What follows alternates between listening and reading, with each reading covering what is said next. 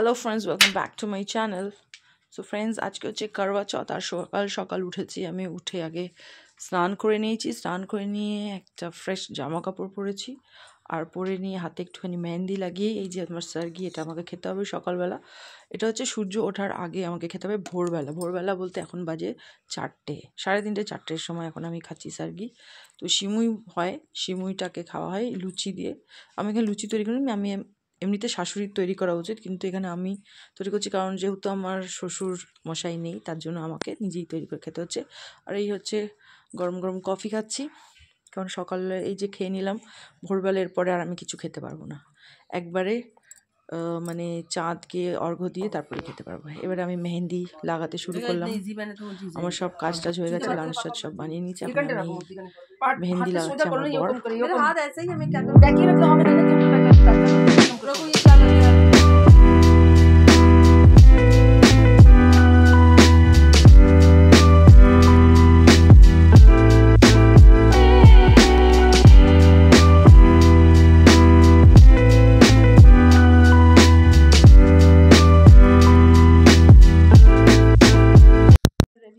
और मेरी थाली भी तैयार हो चुकी है, सब कुछ रेडी हो चुका है। इसको मैं ढक लेती हूँ।